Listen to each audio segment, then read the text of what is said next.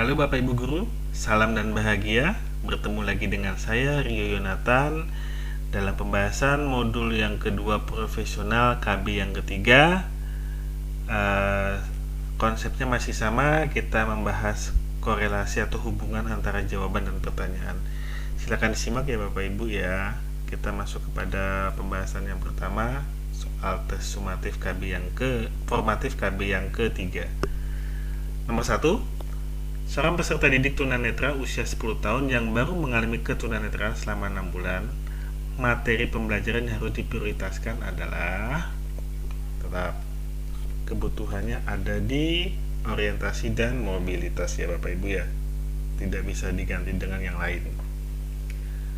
Nomor 2, kebutuhan utama anak tunanetra adalah sama.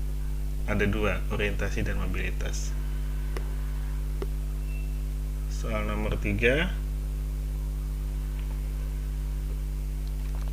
teknik yang digunakan seorang tunanetra untuk memperoleh garis pengarah dari suatu objek atau bunyi sehingga dapat berjalan lurus dan sampai ke tujuan dengan tepat disebut. Nah, Bapak Ibu juga harus pemahamannya bagus ya untuk masalah pemahaman tentang istilah-istilah dalam ketunanetraan. Itu kita coba untuk kasih informasi dulu ya. Untuk yang trailing itu adalah teknik menyusun dengan bagian punggung tangan. Jadi punggung tangan Bapak Ibu tuh melakukan penyusuran. Itu namanya adalah trailing. Sedangkan upper hand itu adalah teknik melindungi bagian atas tubuh dengan tangan. Lalu lower hand, teknik melindungi bagian bawah tubuh dengan tangan. Dan yang terakhir adalah squaring up, adalah penyusuran anak tangga. Nah, ini berarti naik ya kalau squaring up ini ya. Jadi teknik yang digunakan tunanetra untuk memperoleh garis pengarah adalah direction talking. Jadi jawaban yang tepat adalah A ya Bapak Ibu ya. Baik, lanjut nomor 4. Pengertian shoreline dalam orientasi mobilitas adalah jadi Bapak Ibu ingat kata-kata line. Line itu adalah garis atau batasan. Lalu ini biasanya kalau dalam istilah orientasi mobilitas ini yang berkaitan dengan batasan antara jenis benda tertentu. Misalnya contoh itu misalnya di dalam jalan ya, jalan aspal, bahu jalan, dan rumput. Biasanya seperti itu. Nah, ini yang disebut dengan shoreline. Sedangkan tindakan menentukan suatu arah dari objek atau suara itu bukan shoreline. Benda-benda dengan garis lurus yang permukaan jika diteruskan itu juga bukan. Objek, suara, bau, suhu, raban yang dapat dipakai sebagai petunjuk juga itu lebih kepada clue ya. Jadi ya, garis penghubung antar objek juga bukan, karena lebih kepada batas atau tepi jalan atau rumput. Baik, nomor 5, perlindungan diri lengan menyilang di bagian atas badan dengan telapak tangan menghadap ke depan pada tunanetra adalah, ya kata kuncinya adalah di bagian atas dengan telapak tangan. Ingat Bapak Ibu, kalau ada kata kunci atas itu pasti upper. Lalu telapak tangan, forearm atau hand bisa kita gunakan di sana. Trailing itu menggunakan bagian punggung ya.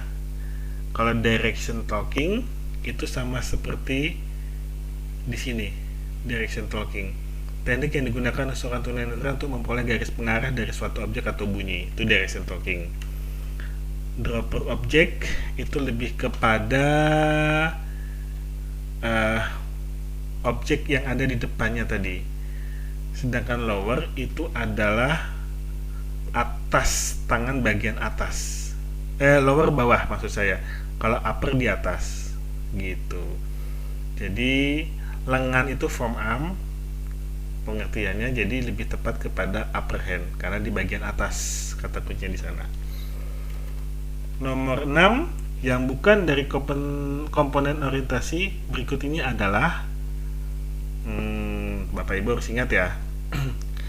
Ada beberapa komponen orientasi dalam kita menerapkan kepada peserta didik.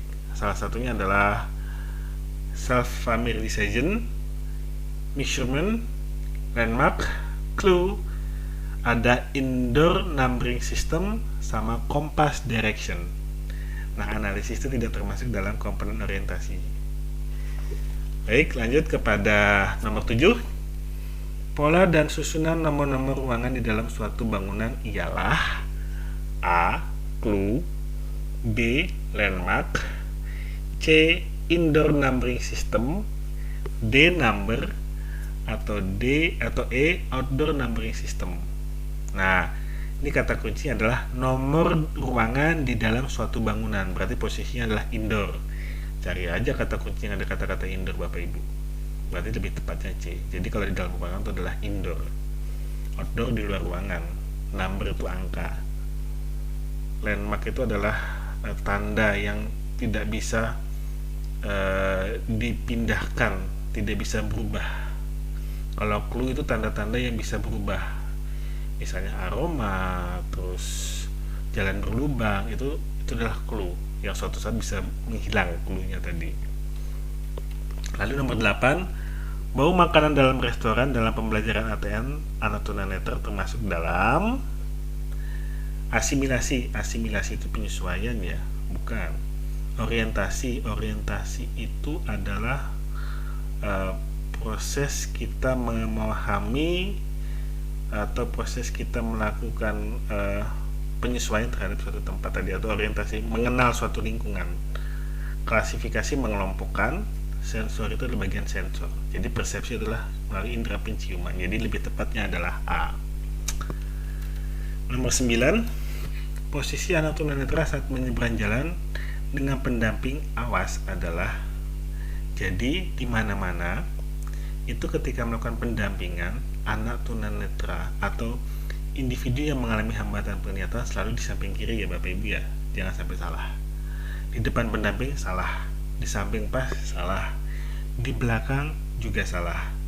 Samping kiri, nah beda ya, samping kiri pendamping agak ke belakang, yang E samping kiri pas. Jadi bahasanya gini, kalau samping kiri itu kayak kita sejajar gitu ya, tapi kalau agak ke belakang dia berarti agak ada selisih jarak langkah. Jadi yang tepat adalah A, samping kiri pendamping agak ke belakang. Baik, nomor 10, di bawah ini yang termasuk ke dalam kegiatan mobilitas anak tunanetra adalah membedakan bunyi, itu adalah konsep dari BKBPI atau untuk anak tunarungu. Menentukan arah bunyi itu sama juga, menyebutkan sumber bunyi itu sama juga, memainkan alat musik itu tidak termasuk dalam kegiatan mobilitas. Jadi menuju bunyi yang dipendengarkan ini adalah salah satu kegiatannya. Baik Bapak Ibu, demikian pembahasan dari modul 2 profesional KB yang ketiga. Semoga video ini bermanfaat. Salam hormat kepada Bapak Ibu guru semua. Aku, kamu, kita setara.